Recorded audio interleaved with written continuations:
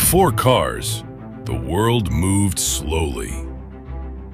Horses pulled everything, carriages filled the streets, and distance felt heavy.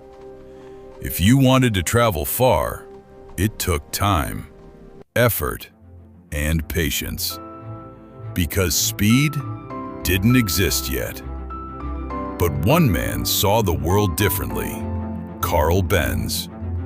He didn't just see roads, he imagined movement, machines, a future without horses. At a time when engines were still new and unreliable, he had an idea that sounded almost ridiculous. A vehicle that could move on its own. No horse, no tracks, no limits. To most people, this wasn't innovation, it was madness. Why replace something that already worked? Why trust a machine over a living animal? And more importantly, what if it failed? But Benz wasn't trying to follow the world, he was trying to change it. In 1885, after years of experimenting, failing, and rebuilding, he created something no one had ever seen before. The Benz Patent Motor Wagon. 3 wheels, a small engine, a fragile frame. It didn't look powerful, it didn't look reliable, and it definitely didn't look like the future. But it was. When people first saw it, they didn't react with excitement. They laughed. A machine that moved without a horse? It made no sense. Some thought it was dangerous. Others thought it was useless. Most thought it would disappear. And in some ways, they weren't wrong. The early car was unstable, hard to control, and prone to breaking down. The engine was loud, the ride was rough, and the roads weren't made for machines. Every journey felt uncertain, every movement a risk. And that made people afraid. Because new ideas almost always are. But Benz kept going. Not because people believed in him, but because he believed in the idea. Still, there was one problem. No one trusted the car. And without trust, the invention meant nothing. That's when something unexpected happened. Someone else stepped in. Not an engineer, not a businessman.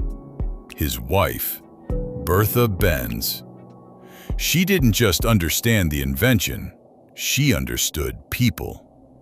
She knew something important. If people saw the car working, they would believe. So one morning, without telling Carl, she made a decision that would change history. She took the car, and she drove it. This wasn't a short test. This wasn't a safe demonstration. This was the first long-distance journey in automotive history. Over 100 kilometers, at a time when there were no gas stations, no repair shops, no roads designed for cars.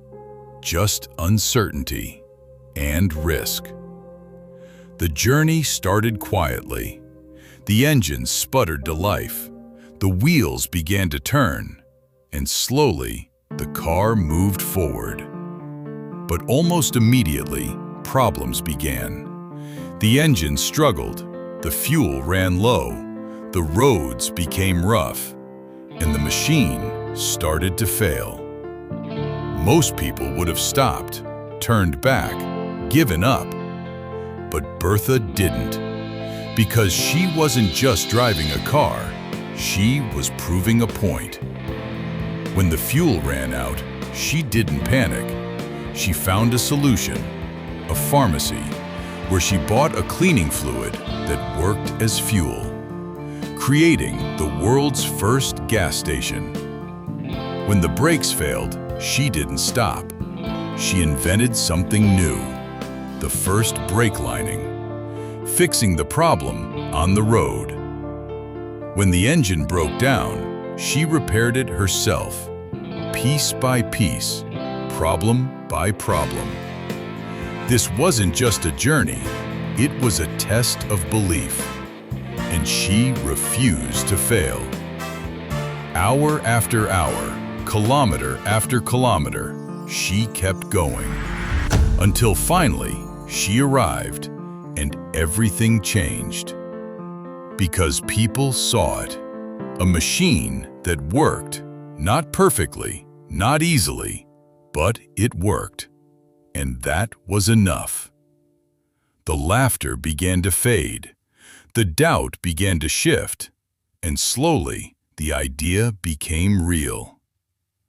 Carl Benz didn't just invent a car, Bertha Benz proved it. Together, they started a revolution. Today, cars are everywhere. Billions of them. Cities built around them. Lives shaped by them. But it all started with one idea, one machine, and one journey that changed everything. They laughed at the first car until it proved them wrong.